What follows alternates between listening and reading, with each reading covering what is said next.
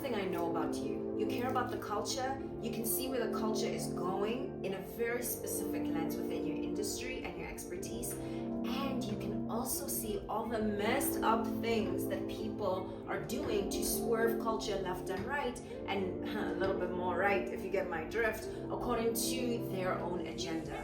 The likelihood is, and this is the part that gets a little bit scary, the people who run the world right now, the ramifications of what they're doing, we're going to see that not just for the next 4 years or for the next, political cycle, but we're going to see it for generations to come. That's how culture works. And so it is so important for you to tell your story. In this video, I'm going to break down the 3 top habits that all thought leaders share. Every single one of them do this, and these are the things I need you to start thinking about so that all that gorgeous real estate that is up here and occupied by intellectual property that's not quite yet benefiting humanity, we can pour it out into the world. And girl, you need to save us from the crazy pants that are running the world, because it's giving ghetto out here. I mean, have you been outside? Have you been outside lately? You do not want any of that, okay? You ready to speak like a boss? Let's get into your most powerful story. Because your story matters. If you're new to this channel, you're going to get used to me saying this. And if you've already been here, thank you so much for pulling up. I know you have heard that 5.9% of all authors published in the United States are Black people, okay? 5.9. The problem with that is once you start thinking about how many of that 4.9 are actually queer folk, are actually Black women, the numbers get smaller and smaller, which, by the way, like 4.9 is also a problematic number because African Americans, like Black people in the States, are not 5.9% of the population. They're more like 13% of the population.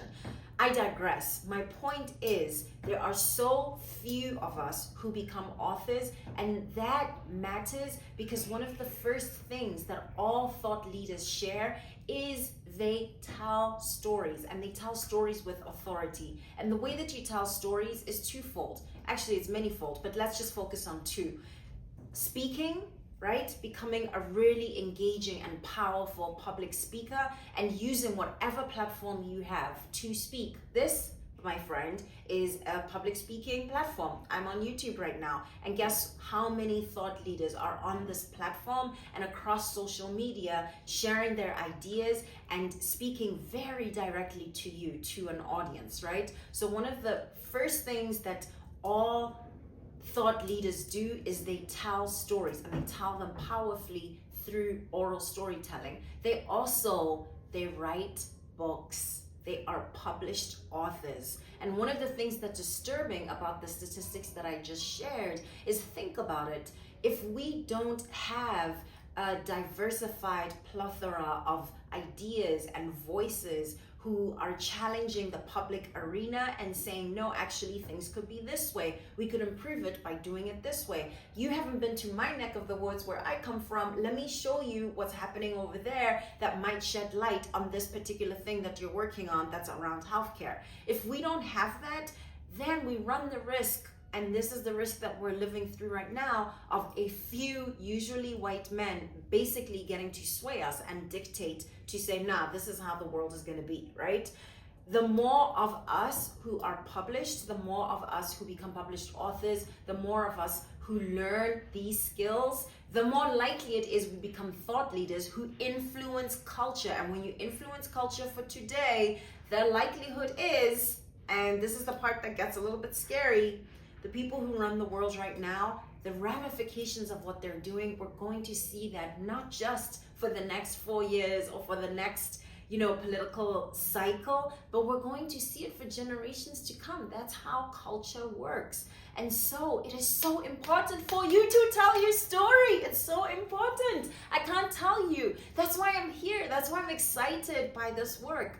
What I see as a gift that I really want to offer you and anybody else who is a Black woman, a brown woman, a queer person, people who live at the margins and have long been marginalized, I am excited to help you turn what you already know, what is your intellectual property, what has been your experiences, into stories that are told on the stage and told in a really powerful way, right?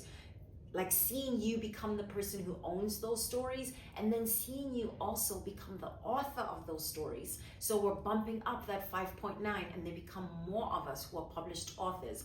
That is what my whole thing is. That's why I be out here on the internet, honey. That's why I be out here preaching. And if you're really interested in that, if you're really serious about strengthening that part of your thought leadership, I would be so excited for you to learn a little bit more about ways that we might, like maybe you and me, maybe we're a thing. There's details in the description box below if you want to learn a little bit more about my coaching around those particular storytelling skills and how I may be able to support you. And that's probably the thing that we see it and we're like, I could get on a stage, I could share my book, then I would suddenly be a thought leader. But I'm here to tell you there's 2 other steps. And it's not just 1-2 steps, right? There's a whole series of things that thought leaders do to transform themselves from somebody who just has great ideas to somebody whose ideas actually shift culture. All thought leaders learn. All thought leaders learn. And they are lifelong learners. They read. And it's important for me to underscore that reading is just one component of how people learn.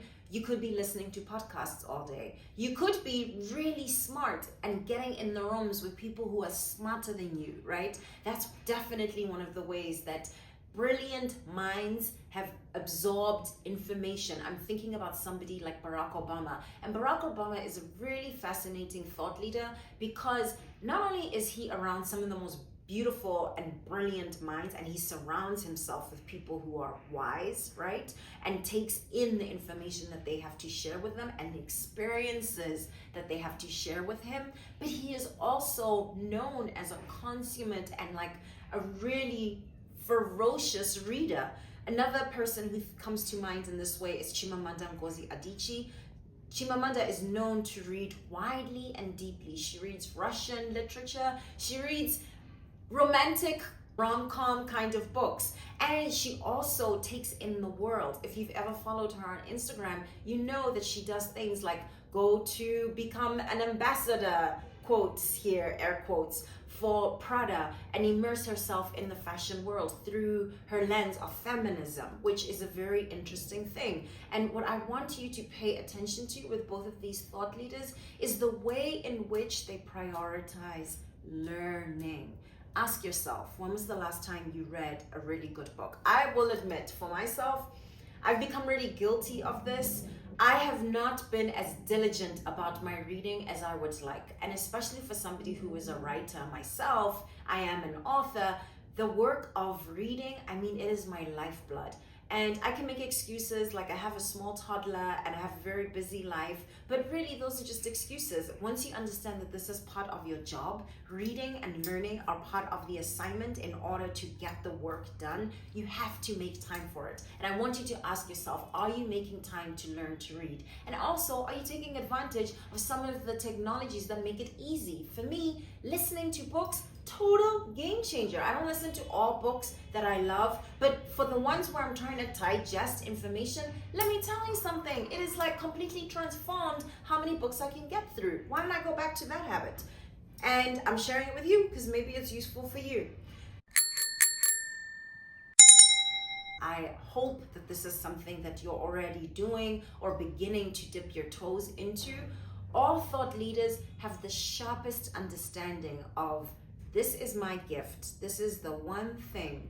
And it doesn't necessarily have to be one thing, but really clarity matters here, right? So if it's a number of different things, how do they braid together to be a really strong piece of rope that you're offering to humanity? My point is, you really need to have one strong offering and positioning and viewpoint of the world. Think about somebody like Brene Brown and how ubiquitous she is around the word vulnerability. I mean, literally at this point, if you say vulnerability and you look it up in the dictionary, Brene Brown's voice and beautiful Texan face is gonna show up there being like, Hi, do you want to talk about vulnerability right now? I can't do her voice. I don't know anything about Texas like that. But what you want to focus on is being crystal clear about your messaging and the one thing that you are trying to impart to the culture and to humanity, and not just for today. You've got to have a long-term view, and this is something that's related to understanding your place in the culture, right? You've got to have this long-term view, but you really have to understand your place within the entire arc of humanity. That looks like doing two things at the same time. You can see the ocean, so you can see this is where society is right now. This is the times that we're living in right now. These are the currents that are most pertinent to the waters that I find myself in, okay? This metaphor is going far with us. And at the same time, you see yourself as that one water drop that is coming in to fill this ocean. And you appreciate yourself as the one water drop, and you're focused on how can I create the biggest ripples given I'm just one water drop, right? The one water drop can cause a tsunami.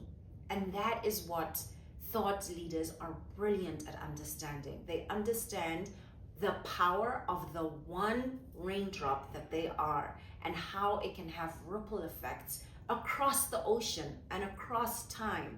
And I want you to have that kind of clarity and vision around your particular gift, your particular message.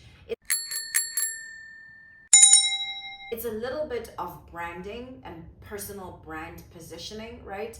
Where are you in the entire ecosphere of the industry that you're trying to impact? Where does your messaging land in terms of what's come before you, all of the experts before you, and what you anticipate coming in the future? You need to already be having that kind of thinking. And then on top of it, you got to be thinking about the times, okay? You've got to be thinking about the current stuff that is in the watering hole and that's moving through the ocean. What do people care about? How do you make people care about your specific level of expertise? Think about vulnerability and think about the research that this woman, Brene Brown, was doing and how very niche and specific it was, right? She's a social worker.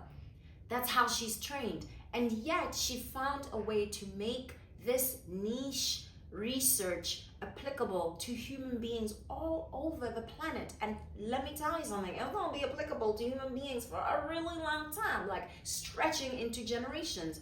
I want you to think, and why? Why is that?